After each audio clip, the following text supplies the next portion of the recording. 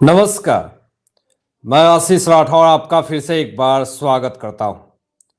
राज्यसभा में आज नरेंद्र मोदी जी ने जो बातें कही, इससे भले विपक्ष को मिर्ची तो लगी है, लेकिन जो मोदी सरकार ने जो ऐलान कर दिया है, जो बातें कही है, इससे विपक्ष का खेल पूरी तरीके से खत्म हो चुका है।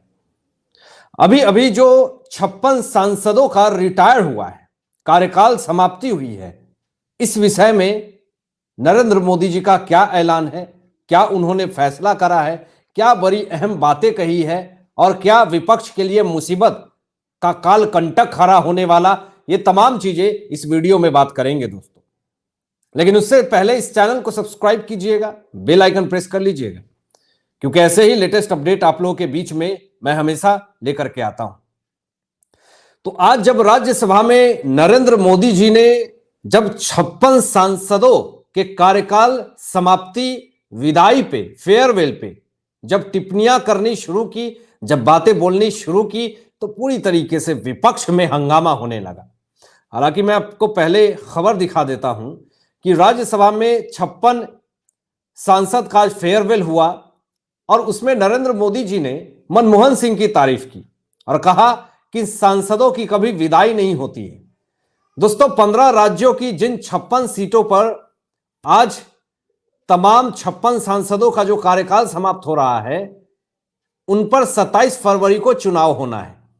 नामांकन की जो आखिरी तारीख है वो 15 फरवरी है और 56 सीटों में से सबसे ज्यादा 10 उत्तर प्रदेश की है। तो मोदी सरकार ने राज्यसभा में उन 56 सांसदों की तारीफ करी और कहा कि सदन निरंतरता का प्रतीक है, सांसदों की कभी विदाई नहीं होती। ये बात बोल करके तमाम राज्यसभा में जितने भी सांसद थे वो भावुक हो गए।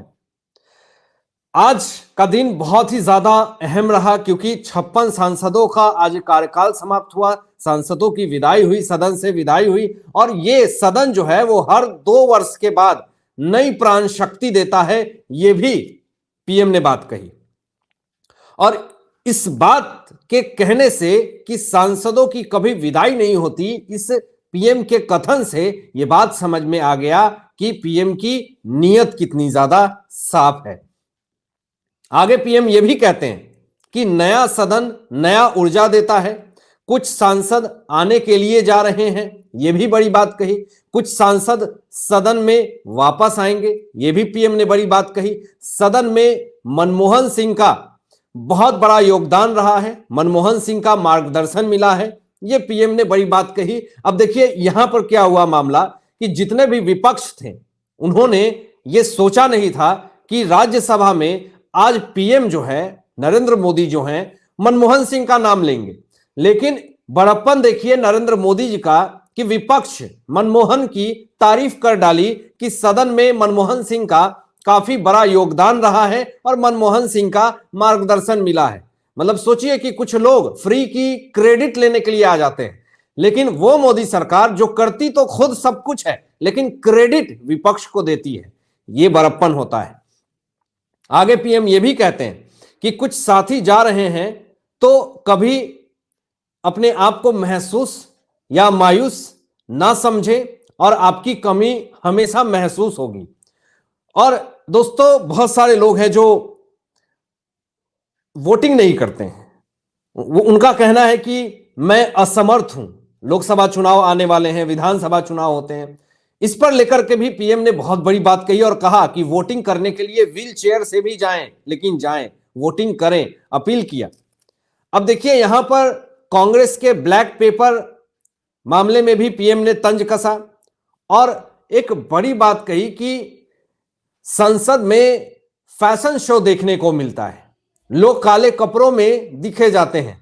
मोदी ने 56 सांसदों की विदाई के मौके पर यह बात राज्यसभा में बोली तो तमाम जितने भी भ्रष्टाचारिता की गोद में बैठे जो लोग हैं, जो इंडी अलायंस जिन्होंने बनाया, वो बौखलाने लगे, टेबल पीटने लगे। अब देखिए यहां पर आपको बता दें कि ये जो इंडी अलायंस है, इसका खात्मा पूरी तरीके से होता हुआ जा रहा है। इंडी अलायंस बना ही है टूटने के लिए, और इंडी अलायंस को छोड़ने वाले हैं जयंत चौधरी। अब सोचिए, ऐसे तमाम लोग हैं, चाहे वो ममता बनर्जी हो गई, नीतीश कुमार हो गए, या फिर अरविंद केजरीवाल हो गए, उद्धव ठाकरे हो गए, ये तमाम लोग इंडी अलायंस का हिस्सा तो थे। शरद पवार, ये तमाम लोग देखिए अपनी पार्टी बना रहे हैं, अपना चुनाव चिन्ह बना रहे हैं। इनका अपना खुद का पार्टी ना रहा, शरद पवार का, उद्धव ठाकरे का भी वही हाल हुआ। तो ये तमाम लोग जितने भी हैं, ये इनकी अपनी पार्टी तो खुद बच नहीं रही है, और ये लोग गठबंधन बना करके खुद की भ्रष्टाचारिता को छुपाने के लिए ये गठबंधन बना रहे हैं। तो देखिए, यहां पर पीएम ये भी कहते हैं कि मोदी विरोधी की जो गारंटी है वो पूरी तरीके से खत्म हो गई है। मोदी विरोधी के चक्कर में आज विपक्ष जो है वो देश विरोधी हो चुका है, देश के विरोध में स्टेटमेंट देने लगा है। ये उस विरोध में जा गिरा है जहां पे देश की सिर्फ और सिर्फ हानि हो रही है। अब देखिए, यहां पे साफ तौर पे मल्लिकार्जुन खड़गे ही ये स्टेटमेंट दे रहे हैं कि मोदी को इस बार 400 पार का आशीर्वाद मिला है। मतलब मल्लिकार्जुन खड़गे ही खुद ये स्टेटमेंट दे डाल रहे हैं कि मोदी सरकार इस बार 400 लोकसभा चुनाव जो है वो 400 पार जीतेगी, 400 से ज्यादा सीट आएगी लोकसभा चुनाव में। तो सोचिए, विपक्ष से जब वर्तमान सरकार को, मोदी सरकार को आशीर्वाद मिल रहा, तो ऐसी स्थिति में कैसे मोदी सरकार हारेगी, ये अपने आप में बहुत बड़ा सवाल है। मतलब कहने का यह है कि विपक्ष का दिमाग जो है वो खराब हो चुका है। अब आपको यह भी बता दें कि जितना विपक्ष मोदी सरकार को कमजोर करने में लगे हुई है, उतना ही मजबूत हो रही है मोदी सरकार। सबके घर में सस्ती बिजली, तमाम सबको घर मिलेंगे, ये आज ऐलान किया मोदी सरकार ने, और विकसित भारत की नींव जो है वो मजबूत हो रही है। जिनके नेता की खुद गारंटी नहीं है, जिनके नेता खुद दल बदल कर रहे हैं, खुद दूसरे पार्टी में शामिल हो जा रहे हैं, वो जनता को क्या गारंटी देंगे, ये बहुत बड़ा सवाल है। ये भी पीएम ने राज्यसभा में पूरी तरीके से सवाल खड़े कर दिया। अब आपको दोस्तों बता दें कि यह भी एक पीएम ने बड़ा खुलासा किया है कि एक्शन की डर से यह गठबंधन तैयार हुआ है, इंडी अलायंस तैयार हुआ है। यह बड़ा खुलासा करने के बाद पूरी तरीके से जो इंडी अलायंस है वो बौखलाने लगी, क्योंकि जिस तरीके से मोदी सरकार का एक्शन और ऐलान हो रहा, इससे विपक्ष की हालत जो है वो खराब हो रही है। अब जरा देखिए, मैं आपके स्क्रीन पे शेयर कर रहा हूं कि पीएम ने अपने 400 पार दावे को लेकर के कांग्रेस अध्यक्ष मल्लिकार्जुन खड़गे पर कटाक्ष किया है।